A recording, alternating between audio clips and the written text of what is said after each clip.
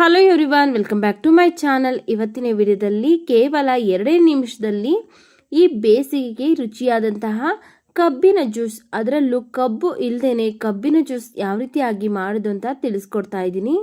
First ಒಂದು ಪಾತ್ರೆಗೆ ನಾನಿಲ್ಲಿ 1 ಹಿಡಿ ಆಗೋಷ್ಟು ಪುದೀನ ಸೊಪ್ಪನ್ನು ಹಾಕ್ಕೊಳ್ತಾ ಇದ್ದೀನಿ. ಈಗ ಪುದೀನ ಸೊಪ್ಪನ್ನು ನೀರು ಹಾಕಿ ಚೆನ್ನಾಗಿ 1-2 ಸರಿ ತೊಳ್ಕೊಂಬರ್ಬೇಕು. ನೋಡಿ, ಈಗ ಒಂದ್ಸರಿ ತೊಳ್ಕೊಂಡು ಮತ್ತೆ ಒಂದ್ಸರಿ ಈ ನೀರನ್ನು ಚೆಲ್ಬಿಟ್ಟು ಒಂದ್ಸರಿ ತೊಳ್ಕೊಂಬರ್ತೀನಿ ಕ್ಲೀನಾಗಿ. ನೋಡಿ, ಇಲ್ಲಿ ತೊಳ್ಕೊಂಡಾಗಿದೆ, ಸೈಡ್ಗೆ ಇಟ್ಟು ಈಗ ಇದಕ್ಕೆ 2 ನಿಂಬೆ ಹಣ್ಣು ಬೇಕಾಗುತ್ತೆ. ನಾನಿಲ್ಲಿ ಒಂದು 3ರಿಂದ 3.5 ಗ್ಲಾಸ್ ಆಗೋಷ್ಟು ಜ್ಯೂಸನ್ನ ಮಾಡ್ತಾ ಇದ್ದೀನಿ. ಅದಕ್ಕೋಸ್ಕರ ನಾನಿಲ್ಲಿ 2 ನಿಂಬೆ ಹಣ್ಣನ್ನು ತಗೊಳ್ತಾ ಇದ್ದೀನಿ. ನಿಂಬೆ ಹಣ್ಣನ್ನು ಕಟ್ ಮಾಡಿ ಹಾಗೆಯೇ ಇದರಲ್ಲಿರುವಂತಹ ಬೀಜನೆಲ್ಲ ತೆಗಿತಾ ಇದ್ದೀನಿ. ಎಷ್ಟೋ ಜನಕ್ಕೆ ಗೊತ್ತೇ ಆಗೋದಿಲ್ಲ ಯಾವ ರೀತಿಯಾಗಿ ಕಬ್ಬು ಇಲ್ಲದೇ ಕಬ್ಬಿನ ಜ್ಯೂಸ್ ಮನೆಯಲ್ಲಿ ಯಾವ ರೀತಿ ಮಾಡೋದು ಅಂತ. ಈ ವಿಡಿಯೋ ನೋಡಿದ ಮೇಲೆ ಖಂಡಿತ ಒಂದ್ಸಲಿ ಟ್ರೈ ಮಾಡಿ. ಕಬ್ಬಿನ ಹಾಲು ಕುಡಿದಷ್ಟೇ ನಿಮಗೆ ತೃಪ್ತಿ ಅನಿಸುತ್ತೆ.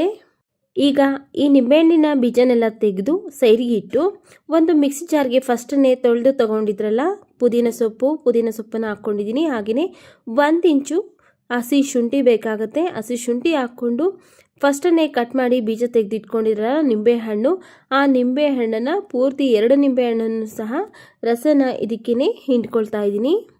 ನಾನು ಮಾಡಿರೋ ಕ್ವಾಂಟಿಟಿಗೆ 2 ನಿಂಬೆಹಣ್ಣು ಬೇಕಾಗುತ್ತೆ. ನೀವೇನಾದರೂ ಬರೀ 2 ಗ್ಲಾಸ್ ಜ್ಯೂಸ್ ಮಾಡೋರಿದ್ದರೆ 1 ನಿಂಬೆಹಣ್ಣನ್ನು ಸೇರಿಸ್ಕೊಳ್ಳಿ. ಹಾಗೆಯೇ 1 ಚಿಟಿಕೆ ಆಗೋಷ್ಟು ಬ್ಲ್ಯಾಕ್ ಸಾಲ್ಟ್ ಬೇಕಾಗುತ್ತೆ, ಅಂದರೆ ಸೈಂಧವ ಲವಣ ಅಂತಾರಲ್ಲ ಅದು 1 ಚಿಟಿಕೆ ಆಗೋಷ್ಟು ಹಾಕ್ಕೊಂಡಿದ್ದೀನಿ. ಒಂದು 4ರಿಂದ 5 ಸ್ಪೂನ್ ಆಗೋಷ್ಟು ಬೆಲ್ಲ, ಹಾಗೆಯೇ 1 ಗ್ಲಾಸ್ ನೀರನ್ನು ಸೇರಿಸಿ ಈ ರೀತಿ ನುಣ್ಣಗೆ ರುಬ್ಕೊಂಬರಬೇಕು. ನೋಡಿ, ಈಗ ಜ್ಯೂಸ್ ರೆಡಿ ಆಗಿದೆ. ಇದನ್ನು ಶೋಧಿಸ್ಕೊಳ್ಬೇಕು. ನೋಡಿ ಎಷ್ಟೊಂದು ಕಲರ್ಫುಲ್ಲಾಗಿ, ನೋಡೋದಕ್ಕೂ ಸೇಮ್ ಟು ಸೇಮ್ ಕಬ್ಬಿನ ಜ್ಯೂಸ್ ಥರನೇ ಜ್ಯೂಸ್ ರೆಡಿ ಆಗಿದೆ. ಕುಡಿಯೋದಕ್ಕೂ ಅಷ್ಟೇ ಟೇಸ್ಟಿ ಆಗಿರುತ್ತೆ, ಕಬ್ಬಿನ ಜ್ಯೂಸ್ ಥರನೇ. ಈಗ ನೋಡಿಕೊಂಡು ನೀರೆಷ್ಟು ಬೇಕೋ ಅಷ್ಟು ಹಾಕ್ಕೊಳ್ಳಿ. ನಾನಿಲ್ಲಿ 2.5ರಿಂದ 3 ಗ್ಲಾಸ್ ಆಗೋಷ್ಟು ನೀರನ್ನು ಸೇರಿಸಿದ್ದೀನಿ.